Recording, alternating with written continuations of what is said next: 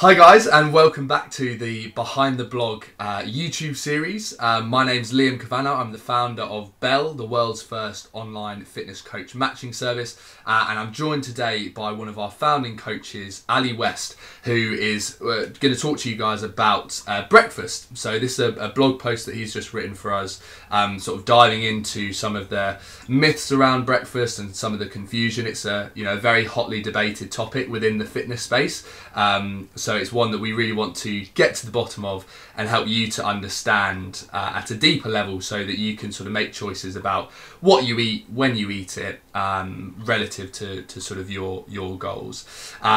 So our goal really is to help make fitness more accessible. As a business, that's what we're trying to do, and part of that is diving into some of the topics like breakfast and sort of helping you to build your understanding. So before we get started, I'll hand over to Ali just to introduce himself, and then we can go from there. Thanks, Liam. Yeah, my name's Ali West. I am based in Nottingham in the UK. I've been in health and fitness for 13 years now, and I currently have two businesses. I have an in-person business, which is called Kinetic Fitness. It's a gym where we focus on personal training, group training, and gym membership.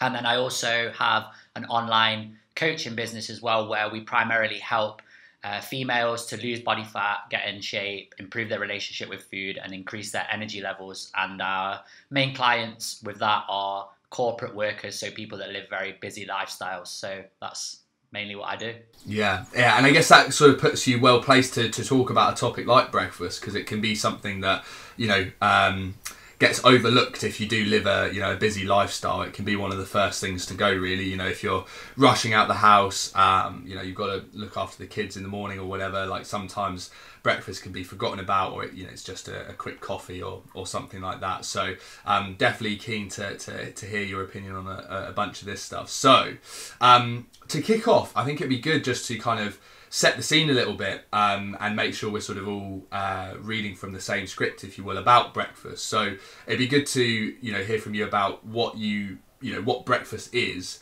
and kind of its background, because I think how it looks, what people think of when they hear the word breakfast might be different to, or they might not realise sort of the long history behind it. Yeah, for sure. I mean, I'll keep it as simple as possible. And first off, let us look at the actual word, the name breakfast, or the word breakfast.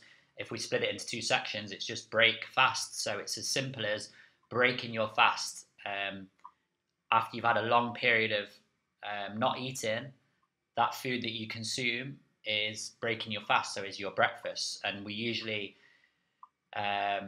look at breakfast as the first meal of the day, usually in the morning, because we would have had a period of fasting overnight. So we'll go to sleep maybe 10, 11 at night, and then eat a meal several hours later in the morning, and that's what we term as our breakfast. So that's what breakfast is.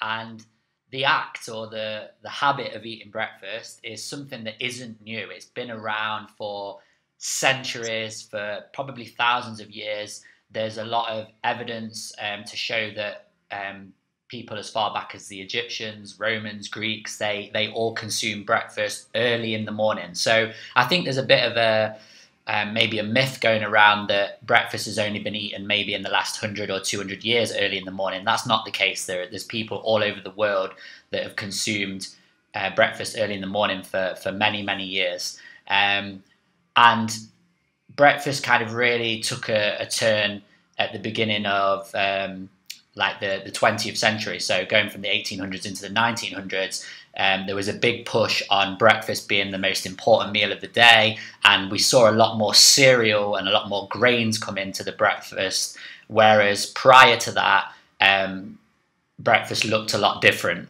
So this kind of cereal approach and grains approach has probably only been really around in the West for probably the last couple of 100 years, but the actual act of eating breakfast has been around for a long, long time. Yeah, no, definitely has, and I think we'll come back to that notion of it being the most important meal in the day, and that introduction of sort of grains and cereals later in the conversation. But why do you think it's such a kind of hotly discussed topic? There's so many things within fitness, but I think breakfast is definitely one that stands out that people have an opinion about. So just from your perspective, do you have any sort of notions as to why it's such a hotly debated topic? Yeah, it's a big one. It's a big question. There's probably many reasons why it's hotly debated and why it's such a buzzword and an area that a lot of people give a lot of attention to. I think one is what you picked upon earlier, is that a lot of people now, maybe it's slowed down because of the pandemic, but a lot of people lead these busy lifestyles where they're on the go a lot, they're rushing around, and they tend to get up late, skip breakfast, and then just go about the day, and then they're scrambling around, maybe just getting a slice of toast or a cup of coffee, or even worse, I know a lot of people from experience of working with many different clients, they're eating on the go. So they're in their car eating, or they're stopping at a service station or whatever and getting food. So that's like one problem, is maybe fast-paced, busy lifestyles. Another one is, as you may well know, and a lot of the people watching this will know, is that in the last few years, fasting has become a massive thing. So intermittent fasting, even longer fasts, 24 hours, 48-hour fasts, have become a lot more popular. And there's a lot of people, and not necessarily like big fitness people, just your average Joes that are performing either 16-8 intermittent fasting, which is 16 hours of fasting, 8 hours of eating, or another popular one is the 5-2 diet, where 2 days a week it's either minimal calories or no food at all, and then 5 days of eating as you normally would. So fasting has played a big role in breakfast being spoken about quite a lot, because if you are fasting, intermittent fasting, you'll probably usually skip breakfast. So you'll miss breakfast out, in terms of breakfast being early in the morning, and then have your first meal maybe towards midday. So that's one reason. And then the third one, which I'm sure we'll probably talk about, is just this whole marketing. And we spoke about this on the last video that we did, and the last blog that I wrote for you guys, about the kind of marketing aspect and the spin from products, from the food industry. And they heavily push cereals. Like, the cereal industry is a big industry. And again, convenience foods for breakfast is a big industry as well. There's a lot of money in it. So they invest a lot of money to push the marketing messages out to the masses, to say, hey, eat this 5-grain cereal that's really great for you, and it's low in gluten, and it's low in fat, and it's low in sugar, and all this kind of stuff. And they dress it up in a jazzy packaging and fancy boxes to suck you into it, to get you to have it. And the other thing that they really push with the cereal is that fact of it being convenient. Like I said before, it's a convenience food. Oh, you can eat your cereal really quick. You don't have to prepare anything, and then you can go about your day. And we're exposed to it from a young age, because what did you probably eat when you was a kid? Cereal. I know I did. Like, I mean, you're a bit younger than me, so maybe not. But I ate cereal, and my staple breakfast was Weetabix until I was probably 17, 18 years old. I'd ate cereal my whole life. So they really push it to kids as well. So the parents are like, yeah, keep the kids happy. And then you grow up with cereal and with convenience foods for breakfast, and you think that that's the only way, when really it's not. If we look at other areas around the world, I mean, I've traveled quite a lot. I got married in Italy, and Italy's not that far away, but what they consume for breakfast is kind of very different to what you might see in the UK or even in America and Canada. And then if you go further, I've been to all the way as far as Bali, and again, their breakfast, they'll still eat it early in the morning, but again, it looks very different to what ours looks like. So there is many different things, or many different foods that we can consume for breakfast.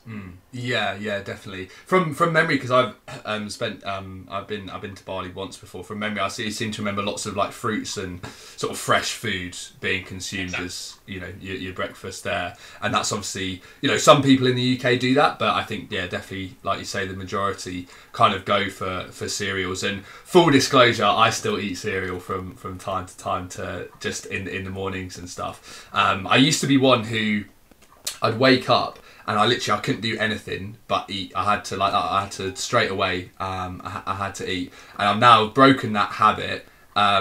because I get up a bit earlier than I used to go to the gym, so I wait till I get back to eat. But it's very interesting that it was just such a, from an early age, it was like you wake up and you eat your cereal, like that had just sort of carried on with me for such a long time. But yeah, it's definitely one where, with the introduction or rise in popularity of fasting and stuff, where people actually start to think, right, which type of meal should I cut down on, or that sort of thing. And I think definitely that's where a lot of the debate comes in, because some people will maybe vilify breakfast and say you don't need it, or other people kind of really stand behind breakfast and that sort of thing. And I think one of the things that people kind of latch onto is the phrase like breakfast is the most important meal of the day.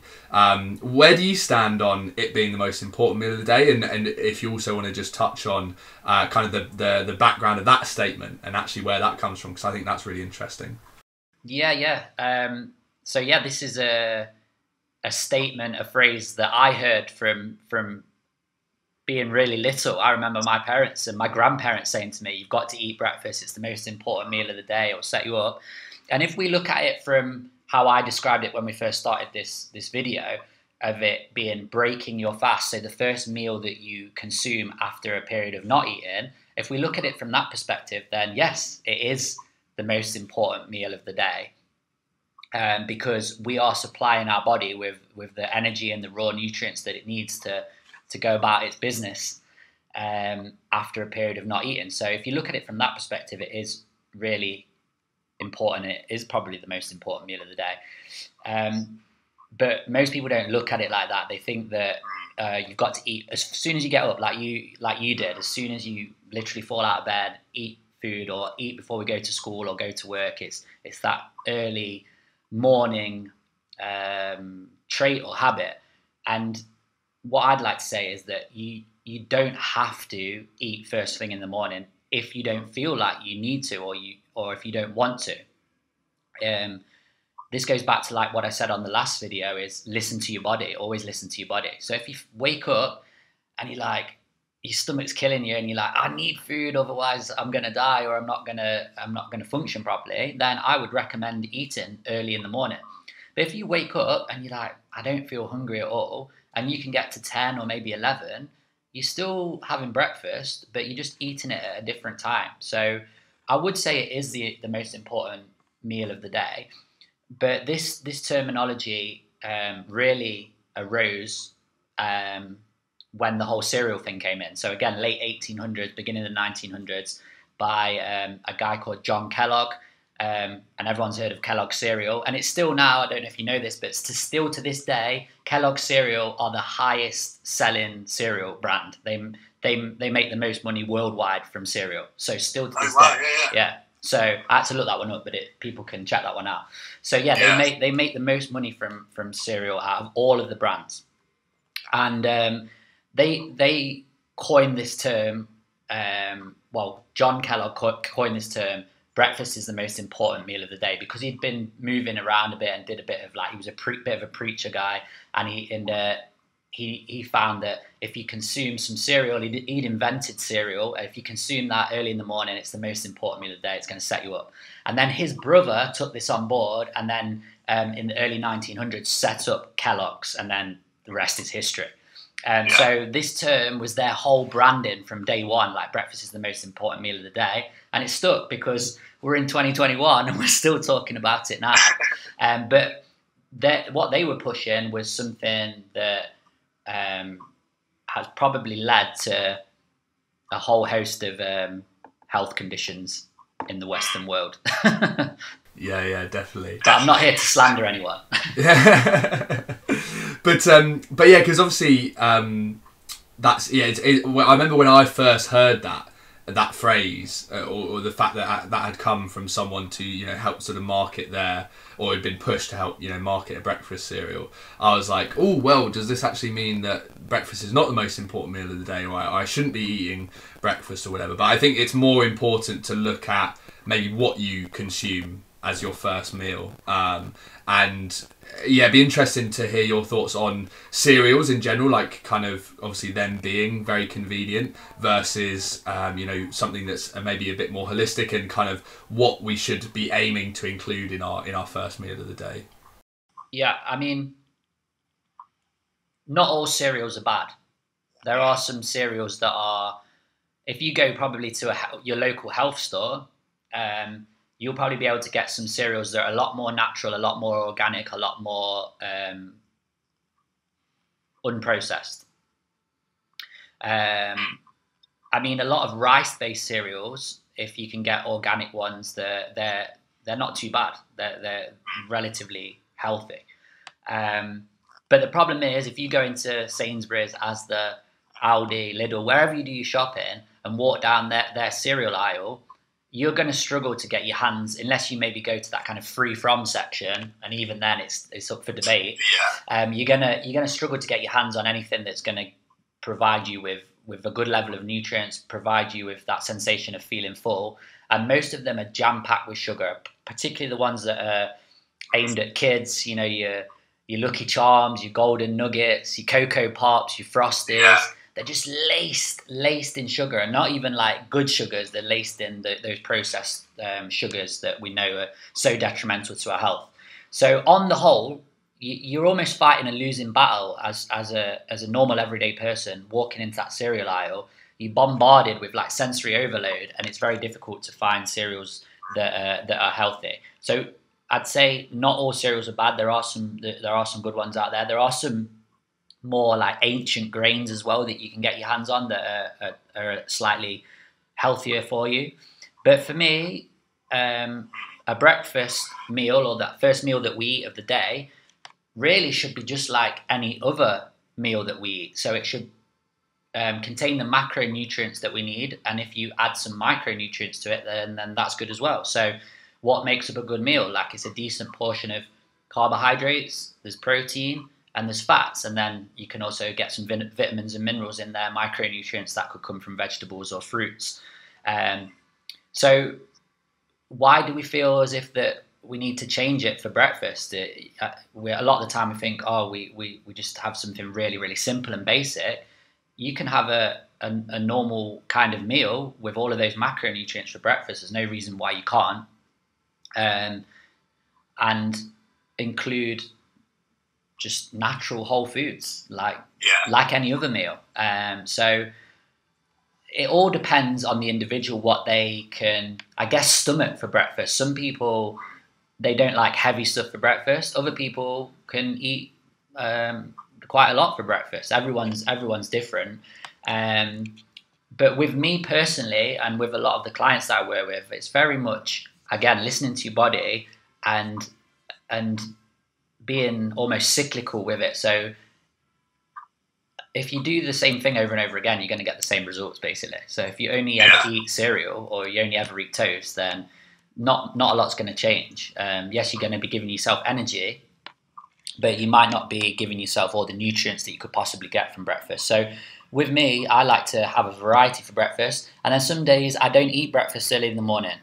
Some days I don't eat till later on. Like yesterday, for example, my first meal didn't come till 11:30, whereas today I ate at 9 o'clock. So it changes. So you can vary what you're doing, and there's so many options. You don't have to be traditional. Like in the UK, it's cereal or it's a full English. We all know that. So you're either having sausage, eggs, beans, black pudding, bacon, and tomato, and hash brown, and mushrooms, or you're having cereal, or maybe porridge, and maybe you can class porridge into that kind of cereal bracket. So that's what you're having over here. But as I said, you go around the world and they eat different things. Like you said, Bali in Asia, they have fruit, sometimes veg. If you go to India, they might have like a chapati with some vegetables. In France and Italy, you'll get your like long French and Italian breads with meats. So it varies where you go. But I think that a breakfast meal, like an early morning meal, doesn't have to be any different to your other meals. Sometimes when I tell people that I eat like fish or meat for breakfast, they like look at me like I'm crazy. But It's just what we've been kind of conditioned to. Yeah, definitely. You don't really see any like adverts for meats or fish or vegetables. Like they're never marketed to you to have first thing in the morning. So that's why I think it maybe feels so alien, or why you would get that response when you say it. But it's weird that we treat this meal so differently to all our others. Like if I just picture in my head like a bowl of cereal, milk, versus like what I would eat for lunch or dinner, like it's so different. And that maybe that does come from the marketing of the the cereal companies. And you mentioned there are maybe some that not all cereals are bad, and there are some that people can which are a little bit healthier and a little bit less processed or man-made.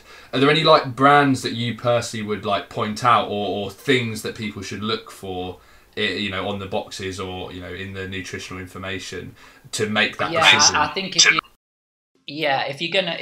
you are gonna eat cereal and that's your jam, then I would personally probably steer clear of your big chain supermarket and go to a health food store. I mean, obviously, a big branded health food store would be like your Holland and Barrett's over here in this country. But usually, most towns, even the small suburbs, and I don't live in a big city. I live in Nottingham. It's not one of the biggest cities in the UK, far from it. But even in our little suburban towns, nearly every one of them's got like a local health food shop where they'll sell vitamins, minerals, and more natural products. So if you go in there and go to their cereal section, you're probably going to find something that's a lot more nutritious, a lot healthier. Usually on the box, if it says like organic, that would indicate that it's going to be a good quality product. I will point out as well, they're usually probably a bit more than what you used to pay in. But even some main brand cereals are pretty pricey, so it's not going to hurt your bank balance too much switching over to something a little bit more natural. So I'd go into those health food shops and look at the cereal there and go for something that's a bit more natural, organic. In terms of brands, not any that I'd really point towards, but just looking at that label and looking for organic, natural, that kind of stuff. But don't be confused, because the big brands in the main supermarkets will try and trick you with that stuff. They'll try and trick you. Yeah, I was just about to say, actually, that kind of brings us nicely onto some of those buzzwords, because obviously, if we're looking for like organic and natural, there are some other words which we might see and think, oh right, well no, this is good. What are some of the ones that people should maybe look out for, or which can be a little bit misleading? Gluten free. That's a big one. It's just crazy the amount of people that say they're intolerant or allergic to gluten.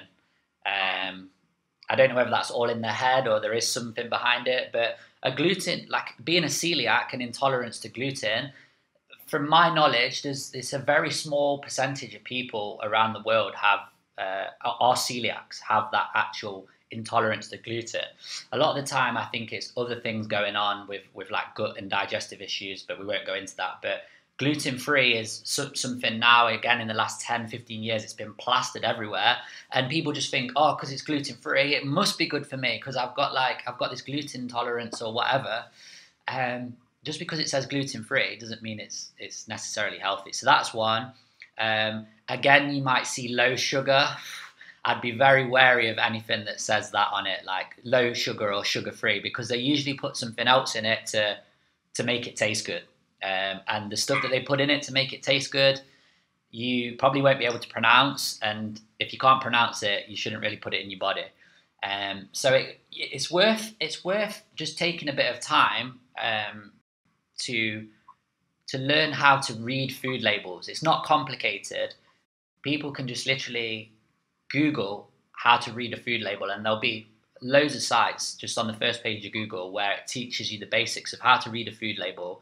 And that's a bit of empowerment for the individual, because if you can pick up a box or a packet in the supermarket or the health food store and look at it and think, oh, well, it says gluten-free on the front and it says low sugar on the front, but I can see this, this, and this in it, and I can see that it's got X amount of whatever, that's quite empowering. You can put that back and say, oh no, that's not for me. And you can pick up another one that doesn't have that fancy slogans on the front and be like, oh, okay, this works for me. So this is something that we teach our clients. We teach our clients how to just the basics of reading food labels. You don't have to be a food scientist or a nutritionist to learn how to read a label on the food. But we're talking about boxes and labels and packaging here. And really, if you're going to ask me from my heart, I'd say steer clear of that stuff full stop, and just eat a more natural breakfast, something that's doesn't come out of a fancy packet. Yeah, no, fair enough. I think it's that can definitely be kind of the goal for people, and if you can eat things which are more natural, like your body's more used to that, it's what the type of food that we like to be consuming and can get the most out of. So that can kind of be the thing to aim towards. But I imagine most people won't be able to make that sort of hard swap straight away, and that we obviously want people to be empowered to make good smaller decisions on a more in the more immediate future. Yeah, I'd personally say if people want that more convenience and they do want like that cereal type breakfast, I would point people more towards oats. So eating porridge oats, so rolled porridge oats, organic porridge oats. You can get them in the supermarket and they're not really tampered with. They're just literally from source to packet to your... And so cheap as well. Cheap, yeah. And I'd say that most people that I know that consume oats, they're usually all right with them. You do get the odd few where it doesn't respond well with like their stomach or whatever. But on the whole, I'd say porridge oats, they're nutritious. They're going to fill you up. They're a slow releasing carbohydrate, so you're not going to get that hit of energy. It's going to be sustained, and you're probably more likely to get to lunch and not feel hungry. Whereas if we consume these heavily laced with sugar cereals and these more processed foods for breakfast, we're probably going to get to 9:30, 10, 11 if we're lucky, and want to have a snack or have something to like boost us back up. Yeah, definitely, and that's where the importance of that first meal comes in. Is that actually if you've got a goal for, say, weight loss or fat loss, it's very important that you don't get those cravings, or you're able to manage those cravings, and having something which is more nutritionally dense as your first meal in the day can really set you up for success for the rest of the day. Because if you can't even make it to lunch without having snacked on something, and if you're snacking, a lot of the time if you've got like crisps in or biscuits or whatever, like it's not going to be feeding into you and your goals, then it's a lot harder to have a good rest of the day. So that's another reason I think why you should look at that first meal, or think about it a little bit more than just right, we'll grab this cereal, or we'll not have anything, we'll have a coffee and whatever. So yeah, I think that's definitely a really important point to highlight. And just finally to round things off, there's kind of the issue of, or the topic, I guess, of timing. When to actually eat your breakfast. And I think like you said, some people are very passionate about intermittent fasting, or some of the benefits that come with that outside of just consuming less food potentially. Do you see any kind of importance to the timing of that first meal, or is it maybe a little bit more subjective to the individual and their goals? Yeah, I'd say personally I don't have any hard and fast rules on the timing. I think it is down to the individual, like you said, what their goals are, how they are feeling in that current moment, how the rest of their day or their lifestyle permits, and what they've got going on. Some people might have an 8 a.m. Zoom meeting, so they might not be able to get up and have breakfast or prepare something before that, and they're straight into a meeting, so their breakfast time might be pushed back. So I wouldn't place too much emphasis on the timing unless you are fasting. So if you are fasting, then you are going to want to look at the time, because you're going to want to know what that fasting window has been. So if you've had if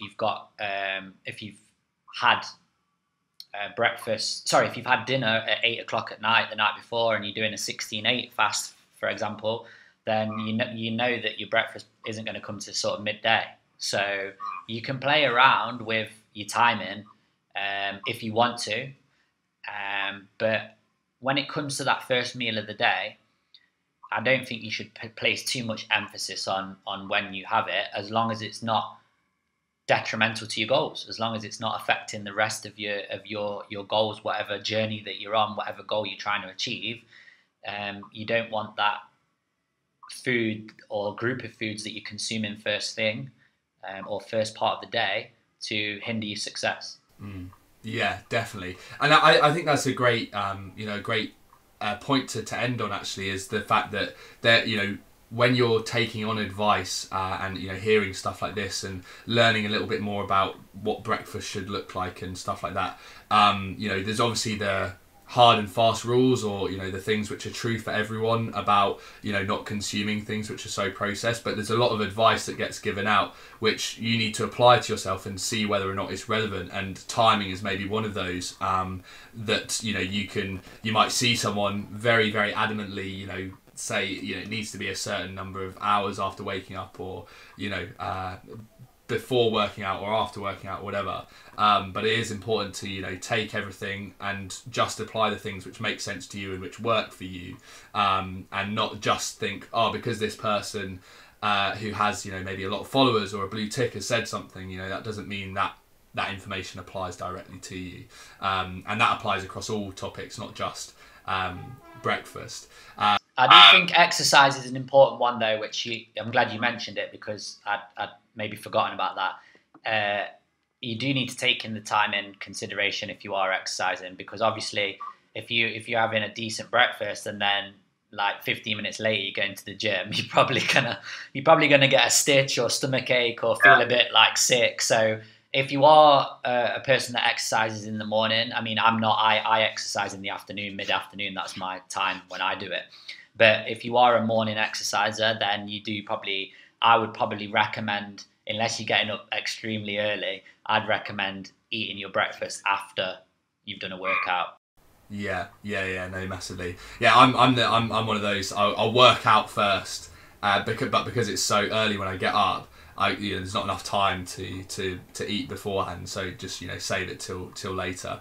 I might have a little something just to make sure I'm not actually physically feeling hungry in the gym, but I don't always get that. So if I've not got that feeling, then there's no need to eat anything, and I can just eat afterwards.